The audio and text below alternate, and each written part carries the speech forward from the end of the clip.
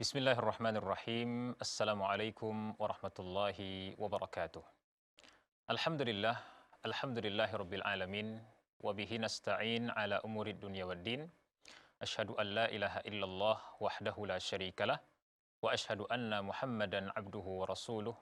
Arsalahullahu subhanahu wa ta'ala ila thaqalaini al-insi wal jinni basyiran wa nadhira wa da'iyan ila Allah biiznihi wa sirajan munira.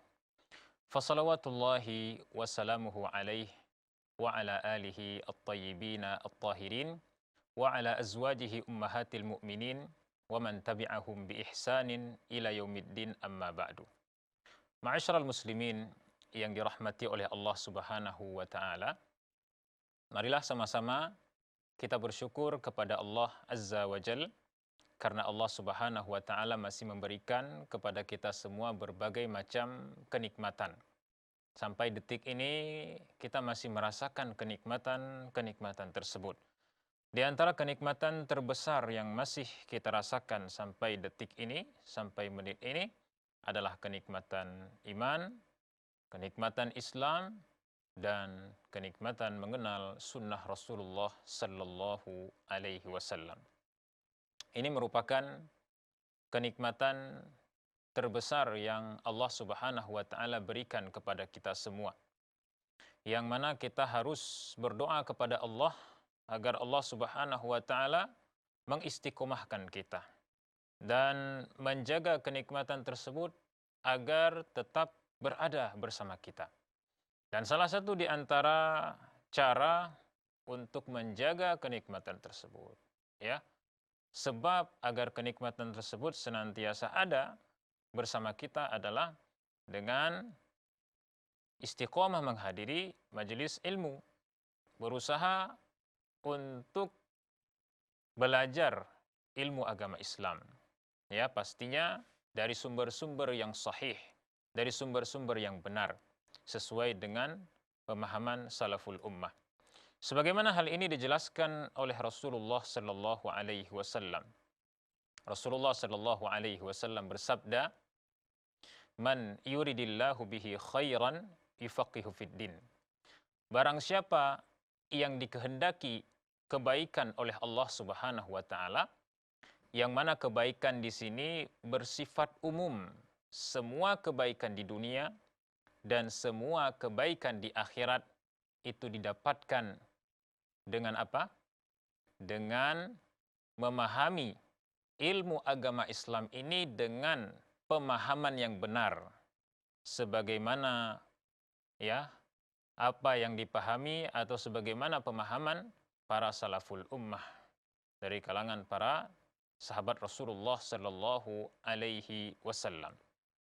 Ma'asyiral muslimin yang dirahmati oleh Allah Subhanahu wa taala.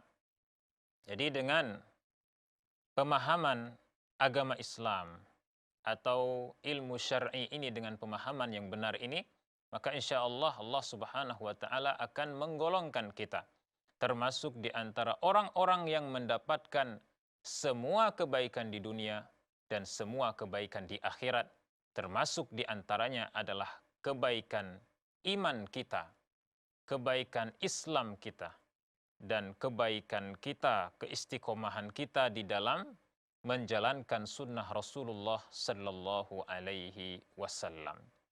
Ma'asyiral muslimin yang dirahmati oleh Allah Subhanahu wa taala.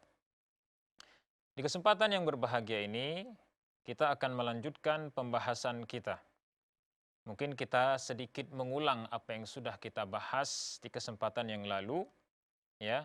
Kita masih di dalam kaidah at-takhliyatu wa tahliyatu, yaitu kaidah yang menjelaskan bagaimana seseorang itu membersihkan jiwanya, menyucikan jiwanya, membentuk kesucian jiwa. Bagaimana caranya? Salah satu di antara caranya, salah satu di antara kaidahnya adalah membersihkan jiwa tersebut, menyucikan jiwa tersebut dari noda-noda kemaksiatan. Kemaksiatan terbesar adalah kesyirikan kepada Allah Subhanahu wa taala, di dalam beribadah kepada Allah Subhanahu wa taala. Dan sebab terbesar untuk bersihnya, sucinya jiwa tersebut adalah dengan mentauhidkan Allah Subhanahu wa taala dengan membersihkan jiwa kita dari noda terbesar, noda terparah dari noda yang akan merusak jiwa tersebut, yaitu kesyirikan secara khusus dan secara umum dari semua dosa-dosa yang Allah haramkan untuk kita kerjakan. Ma'asyiral muslimin yang dirahmati oleh Allah Subhanahu wa taala. Kemudian di dalam kaidah ini, khususnya di dalam poin pembersihan jiwa, ya, dengan membersihkan jiwa kita dari berbagai macam noda-noda kemaksiatan ini, kita sudah menjelaskan beberapa poin penting di sini. Yang pertama tentang pengertian kemaksiatan. Kita sudah jelaskan bahwasanya kemaksiatan itu pengertiannya, ya,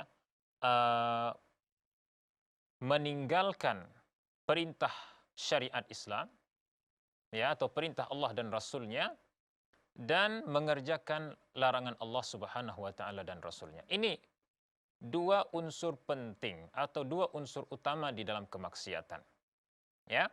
Kemudian kita sudah jelaskan kaum muslimin sekalian, sudah kita contohkan bagaimana, ya, bukti ketika seorang hamba Allah Subhanahu wa taala meninggalkan kemaksiatan, meninggalkan perintah Allah Subhanahu wa taala atau perintah Rasulnya sallallahu alaihi wasallam, maka dia akan digolongkan termasuk di antara hamba-hamba Allah yang telah bermaksiat kepada Allah Subhanahu wa taala. Kita contohkan bagaimana di dalam Al-Qur'an Allah mengkisahkan tentang Allah memerintahkan para malaikat dan iblis untuk sujud kepada Adam.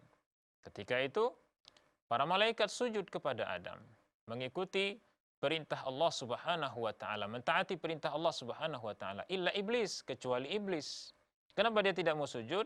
Ya, kita sudah sebutkan di kesempatan yang lalu, karena iblis, ya, enggan menolak perintah Allah tersebut dan istikbar, ya, merasa dirinya lebih mulia daripada Adam, merasa dirinya itu lebih baik daripada Adam, sehingga ketika iblis meninggalkan perintah Allah Subhanahu wa taala, maka Allah Subhanahu wa taala pun menggolongkannya termasuk di antara orang-orang yang bermaksiat kepada Allah Subhanahu wa taala dan termasuk di antara orang-orang yang telah melakukan kekufuran.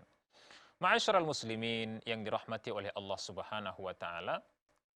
Kemudian kita sudah contohkan juga contoh yang kedua, bukti yang kedua, bukti yang sangat nyata yang juga Allah sebutkan di dalam Al-Qur'an. Bagaimana ketika seorang hamba Allah Subhanahu wa taala meninggalkan perintah Allah, maka Allah akan menggolongkannya termasuk dari orang-orang yang bermaksiat kepada Allah.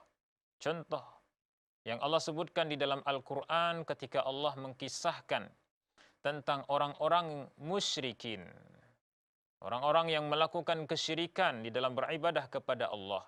Allah sebut mereka sebagai orang-orang yang mendapatkan kecelakaan. Wa wailul lil musyrikin, dan celakalah orang-orang musyrikin. Ya, kenapa mereka celaka? Alladzina la yu'tuna zakah, karena mereka tidak menunaikan az-zakah. Apa yang dimaksud dengan zakah di sini? Sudah kita sebutkan, yang dimaksud dengan zakah di sini ditafsirkan oleh para ulama adalah at-tauhid, yaitu mentauhidkan Allah Subhanahu wa taala. Jadi sebab orang-orang musyrikin itu digolongkan termasuk dari orang-orang yang celaka karena mereka meninggalkan perintah Allah. Bahkan kita sudah sebutkan di kesempatan yang lalu bahwasanya at-tauhid, mentauhidkan Allah, itu merupakan perintah pertama yang Allah perintahkan kepada manusia. Allah sebutkan di dalam Al-Qur'an di dalam surah Al-Baqarah, ya ayuhan nasu u'budu rabbakumul ladzi khalaqakum. Wahai manusia, ya, sembahlah atau beribadahlah kalian kepada Rabb kalian yang telah menciptakan kalian dan menciptakan orang-orang sebelum kalian. Ma'asyiral muslimin yang dirahmati oleh Allah Subhanahu wa taala. Ini adalah perintah Allah Subhanahu wa taala yang pertama kali Allah perintahkan kepada seluruh manusia agar mereka mengesahkan Allah Subhanahu wa taala di dalam beribadah kepadanya. Menjadikan Allah satu-satunya sesembahan dan membatilkan semua sesembahan selain Allah Subhanahu wa taala. Bahkan kita juga sudah sebutkan di kesempatan yang lalu bagaimana Allah Subhanahu wa taala ya, menjadikan perintah tauhid merupakan perintah terbesar dan teragung yang telah Allah perintahkan di dalam Al-Qur'anul Karim. Insya Allah kita akan kembali setelah jedah yang satu ini.